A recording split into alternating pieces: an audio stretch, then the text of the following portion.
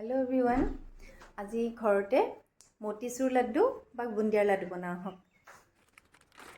एया मैं प्रथमते बेसन লৈ লৈছো আৰু বেসনখিনি পানীৰে মিক্স কৰি ঘোল এটা বনাই লম আৰু এই ঘোলটো বনোৱাৰ পিছত আমি কেৰাহী এখন গৰম হ'বলৈ দিলো তেল দি পেলে আৰু তাত এই ঘোলখিনি ফ্ৰাই কৰি লম যেনেকৈ আমি মালপোৱা বনাও নহয় ঠিক তেনেকৈ আৰু ইয়াত কোনো নিমখ বা অন্য কিবা দিব নালাগে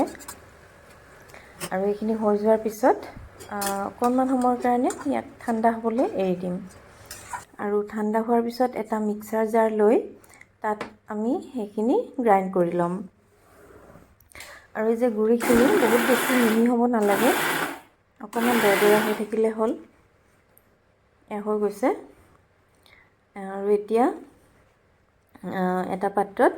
1 কাপ চেনি লৈছো আৰু আধা কাপ পানী লৈছো আৰু এইখিনি ভালদৰে উতলাই লম অকণমান ডাঠ হোৱালৈকে উতলাই তাত আমি সেই গুড়ি কৰি ৰখা বেসনৰ এই গুড়িখিনি আমি তাত দি দিম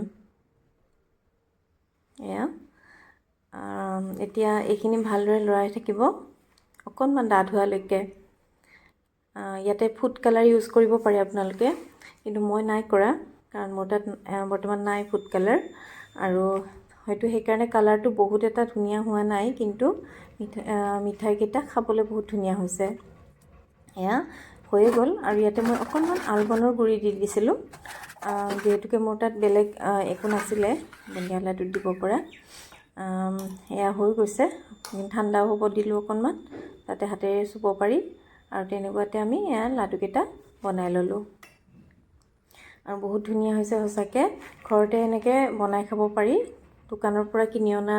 মিঠাৰ নিচিনাই হয় সোৱাদটো কিন্তু ইয়াত মই যেহেতুকে কালাৰ ইউজ কৰা নাই সেইকাৰণে অকণমান কালাৰটো বেলেগ হৈছে কিন্তু কালাৰ দিলে ফুড কালাৰ ইউজ কৰিলে আপোনালোকে একেবাৰে দোকানত ইউজ কৰা মিঠাৰ নিচিনা হৈ পৰিব মই অকণমান সৰু সৰুকৈ লাড়ু বনাই দিলোঁ এয়া আৰু খাবলৈ সঁচাকৈ বহুত সোৱাদ হৈছিলে যদি ভাল লাগিছে লাইক আৰু কমেণ্ট কৰিব দেই বাই